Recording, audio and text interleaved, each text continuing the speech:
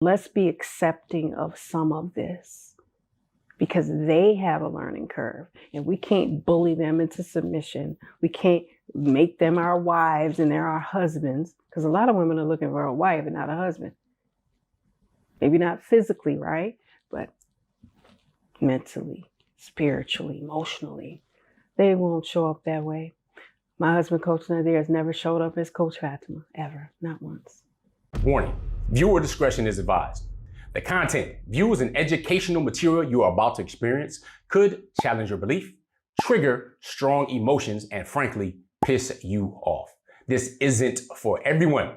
If you're not ready to confront new ideas, or if your feelings bruise easily, this might be the time to click away. Expect to be challenged, to think, and you might even want to scream at the screen. Proceed with caution, and remember, you chose to be here. Let's get it. Assalamu alaikum, peace. It's Fatimah, Coach Fatimah, 1/3 of Outstanding Personal Relationships and co-author of the book, Let's Talk Polygamy Uncensored. Now, in this video, I want to talk about something serious because everything on this channel is, you make it hard for him to love you. That's what this is about.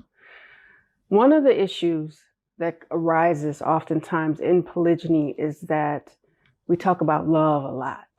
We want our husbands to love us no matter what. But guess what? Sometimes we make it difficult for them to do that because what happens is they're met with a lot of complaints. They're met with a lot of very vicious comments and unsolicited advice. That's what happens. Because who's complaining about polygyny? Who is really experiencing it in a way that is very painful and maybe triggering and traumatizing in many cases? Women. So on our channel, we do address women a lot. I'm a woman. I gave birth to 4 beautiful daughters, and I have a beautiful bonus daughter. I know the world of women. I know what they have went through and what they might go through if they're not willing to listen and do their work, the inside work, instead of pointing blame and blame shifting everyone else, because that is what's happening. A lot of us are married to good men, but we don't want to look past the pain that they've or we've experienced in polygyny. There's no redemption. The man can give you the world. You know, some people say the stars and the moon. He can do all that and it still complains, still complaining, still fussing. Still, he ain't doing enough. He ain't doing it right. You're not going to get perfection in this life. You're not going to get it. You're not going to get in monogamy. You're not going to get in polygyny. Because polygyny is not just happening to you. It's happening to your children. It's happening to your husband. Of course, he chose it. That doesn't mean he knows how to do everything. You don't know how to do everything. You don't come here knowing how to do anything. So when we go, okay, monogamy, he wasn't perfect in monogamy. He's not going to be perfect in polygyny. And perfection is not what we should be looking for because you won't find it. You're not going to find it in a human being that hasn't been on this earth that long, that's had humps and bumps and trials and tribulations and stuck their head in the sand in some cases, maybe. They're still people, and our husbands still have a learning curve just as we do. Their pain is not the same as ours. It's not a pain competition. It's not a pain parade.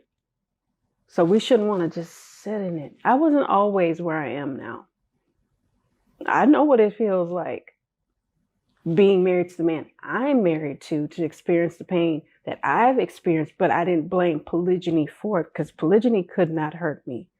What ends up happening is we blame the word.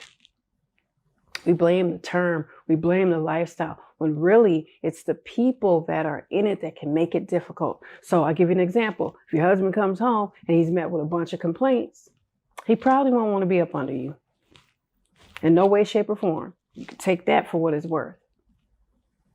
Because do we want to be up under somebody and we're complaining constantly? And telling him how to raise his kids, and telling him how to marry and love his other wife? Are we? Who's going to want to be up around us with that negative mindset? That doesn't mean we're erasing what we have been through. I'm not saying that. I'm saying that we're meeting our husbands where they are at the time. Nobody stays the same. The husband I had 30 years ago is not the man you see today on YouTube. He's not. Okay? But then back then I thought, oh, yeah, this is how it's going to be, da, da, da, da, and this is my dream. And then what ended up happening is I wanted him to live in my dream. You're already on our channel, and you see how we are empowering people when it comes to polygamy education. You may be wondering, what's the next step? Especially knowing that we are the authors of the book, Let's Talk Polygamy Uncensored. If you want to get off the emotional roller coaster, whether it's jealousy, insecurity, frustration, anger, maybe even guilt in some cases, you're going to want to pick up this book. Definitely wish I would have had this book back a while ago when we first embarked on polygyny. And you will learn a lot of things about minding your marriage and what that actually means. So you're not comparing your marriage to your co-wives or anybody else's for that matter. If you have heard, I'm not against polygamy, I just against when it's not done right, you want to learn how to do it right? This will teach you how to be more than twice the man you need to be to get it done. Let's talk polygamy.com. We look forward to shipping yours off to you. And then once he wanted to have dreams of his own, I'm thinking, as a child from a broken home twice, grandparents divorced, parents never married. What happened? This is what I thought it was going to be. He didn't agree to that. He agreed to the terms of marriage, children, and having family and those things, and protecting and providing. Yeah. Oh, yeah. Practicing Islam together. Yes. Beautiful. Until something in him was different. But I didn't say it was polygyny. Polygyny was always in there. But I didn't want to have a conversation. Because if I have the conversation, then that means he might think, okay, let's do it any second. And that was just not the case. Polygyny couldn't erase the beauty that I had inside, outside of the home that we built together, the family we built together. It wasn't designed to do that. It was designed to expand family. I had 7 people with Coach Nazir. But it wasn't my job to tell him that's it, that's all you're having. Not as a grown man. He made that call. Now there's a certain way to do things. Yes, we all know there's a process and a way to do things. But putting your foot on your husband's neck constantly and always complaining, finding something wrong and looking, searching for something. And in some cases, someone gaslight their husband into oblivion because you want him to submit. Because what happens is it breeds resentment and ill feelings. And then he's in pain because he's thinking he married someone that he can kind of talk to about these things. Maybe not agree with everything, I'm not saying that, but talk to. Okay, so just because we don't agree, just because we're in pain, let's not create more pain and more fractures in the marriage, because a lot of these fractures were there already. And if you have too many fractures, you can't recover from it. You know, so don't place your marriage on the line when you have a good man and you just simply don't know how to communicate in a healthy way with him. Okay? So I just want to say that. I want to share that because this is important. Men and women are in pain, and polygyny both are, but it's just different ways. It's not a competition. Remember that now. It's not a competition. And let's stay educated with each other. Let's connect and understand and have conversations. Let's do that. Let's create a safe space in our homes, in our hearts, in our marriage, in polygyny, so that we can get clarity. Because a lot of times as women, we're not getting the clarity that we want because we're not approachable. We're not approachable. I wasn't. I didn't know how to have a conversation. I do now. I know how to bring up stuff now. Oh, yes. I know how to ask now. But I don't ask it as a bully. I ask it as a beloved wife. Okay? In a peaceful way. And if you don't know how to do that, wait. Just wait. Or share with your husband that you don't know how to do it yet. But this is what you're offering. Or this is what you're asking. I don't know how to do this yet. But this is how I'm feeling right now. And I need some clarity.